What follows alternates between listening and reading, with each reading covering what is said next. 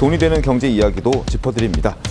미국 트럼프 대통령이 한국의 철강과 자동차에 이어서 우리 주력 수출품인 반도체에도 품목 관세를 붙이겠다 예고를 했습니다. 파장이 만만치 않을 것 같습니다. 그래서 저희가 얘기를 좀 해볼 텐데 지금부터는 곽수종 리엔 경제연구소 대표와 함께 이야기를 해보겠습니다. 먼저 이미 여러 차례 의약품과 반도체 관세를 예고하는 그리고 동맹국을 대상으로 여러 목소리를 냈던 트럼프 대통령 목소리부터 들어보겠습니다. They're going to be tariffed at a very, very high rate, like 200%. So we're going to be announcing pharmaceuticals, chips.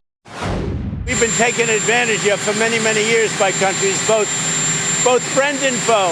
And frankly, the friends have been worse than the foes in many cases. So 다음 달 1일부터 이제 25% 관세가 붙게 될 텐데, 근데 여기에 이제 플러스로 의약품이랑 반도체까지 지금 겨냥을 하고 있습니다. 양진 변호사님. 맞습니다. 아까 보신 영상에서도 이제 잠깐 나왔지만 의약품에 대한 품목별 관세와 관련해서 아마 이달 말 낮은 관세 부과를 시작으로 해서 제약회사들에게 1년 정도 제조 기반을 마련할 시간을 주고 그 이후에는 매우 높은 관세를 부과할 것이다 라고 이야기를 한 겁니다. 네. 지난 2월에 의약품에 대해서 구체적인 수치를 제시했거든요. 최대 200%를 제시했던 만큼 네.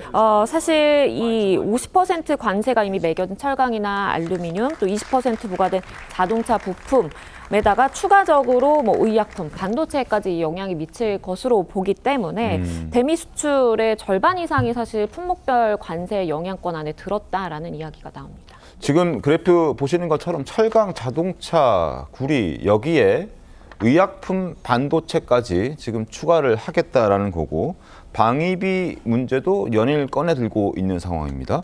과연 곽 대표님, 네. 트럼프가 무엇을 원하기에 저렇게까지 우리를 압박하는 건가요? 무엇을 원할까요? 전화 한번 해볼까요? 지금 전화 한번 해보시죠. 글쎄, 트럼프 대통령 입장에서는 대한민국에 대해서 요구하는 게 방위비 분담 문제가 제일 클 것 같아요. 뭐 이런 관세 정책의 본질은 달러화의 기축통화 지위를 가정을 하는 건데 네. 그거는 이제 속내일 거고 건내로 지금 요구하는 거는 엄청난 양의 또는 규모의 관세를 부과하겠다. 방금 말씀하셨지만 반도체 비중이 8%가 넘어가고 네. 의약품 비중은 한 1.2%밖에 안 된다고 하지만 그래도 우리나라 의약 업계의 어떤 사활이 걸린 문제라고 생각할 수 있는 관세 규모 아니겠습니까? 네네. 200%면. 그래서 우리나라 정부도 여기에 대한 대응을 나름대로 준비하고 계실 건데 만약에 본질이 방위비 분담금 문제라 그런 것에 대해서 전작권 회수를 하겠다는 것은 약간 좀 엇박자인 것 같고요. 오히려 저는 다른 제안을 했으면 좋으실 것 같고 의약품이나 이런 문제는 뭐 세계 굴지의 화이자라든지 이런 의약 회사들이 지금 미국에 투자를 하려고 하고 있기 때문에 네. 우리나라 입장에서는 뭐 반도체만큼 그렇게 투자를 할 정도의 규모는 아니라서 주로 우리나라는 그냥 뭐라 그럴까요? 다른 내용으로 대응하는 방안이 낫지 않을까 저는 뭐 그렇게 생각하고 있습니다. 어떤 다른 대응을 좀 해야 됩니까? 뭐 그게 뭐 소고기나 이런 건가요? 소고기 같은 경우는 이명박 정부 때 앞에서 말씀을 주신 것 같은데 한미 FTA를 하면서 저희들이 이 30개월 미만의 소의 맞습니다. 경우에는 수입을 하는 걸로 했고 쌀 같은 경우에 일본에 대해서는 쌀 수입도 안 한다고 그러는데 일본도 그렇고 우리도 그렇고 WTO 체제에 들어가면서 전체 우리 한 40% 정도를 우리가 수입하고 있는 걸로 알고 있고요. 네. 그 중에서 이제 우리가 단계적으로 그 관세를 풀어나가고 있는 그런 상황에 있습니다. 의무 관세도 있고 그래서 지금 한 400만 톤인가요? 그 이상을 수입하게 될 경우에는 우리도 한 500% 관세를 매기고 있거든요. 쌀에다가. 그런 부분이고 사과 같은 경우 제가 보니까 사과는 우리가 지금 작년 같은 경우에 한 640만 달러 정도 수입을 했더라고요. 한 3,700톤 정도. 네. 그래서 이거는 이제 검역에 관련된 문제라서 검역이 8단계까지 있더라고요. 네. 제가 자료를 잠깐 보니까. 그래서 지금 2단계까지 통과를 한 상태라서 트럼프 대통령이 뭐 큰 규모도 아닌 사과 수입해라, 쌀 수입해라 이거 가지고 말씀하실 것 같지는 않고 아무래도 더 큰 뜻은 방위비 분담 문제가 더 액수가 큰 50억 달러를 내라고 하니 이건 독일과 맞먹는 규모의 군사비 분담을 하라는 것이니까 우리로서는 조금 생각을 해봐야 될 문제가 아닌가 싶습니다. 결국은 방위비군요.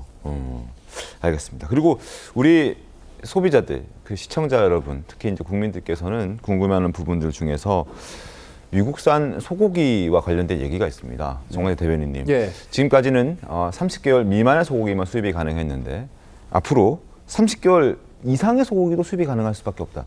이게 굉장히 휘발성이 큰 이슈죠. 네. 사실 2008년에 광우병 사태가 발생했을 때 이런 여론을 지렛대 삼아서 우리가 30개월 이하의 송아지 단계죠. 네. 여기에만 수입을 허가하기로 했는데 지금 미국은 2024년도에 USTR이라는 곳에서 대표적인 대한민국의 비관세 장벽으로 이 소고기 30개월 원령 제한을 꼽고 있어요. 네. 그래서 이 부분과 관련해서는 이미 우리 국회 측에도 30개월 원령 제한을 풀어달라라는 식의 요구가 전달됐기 때문에 가뜩이나 지금 한우값이 이 산지에서 지금 안 좋은 상태거든요. 네. 이 부분과 관련해서 이재명 대통령에게 상당히 좀 어려운 숙제가 될 수도 있겠다. 이 관세 협상을 앞두고 현명하게 풀어가야 할 문제라고 생각합니다.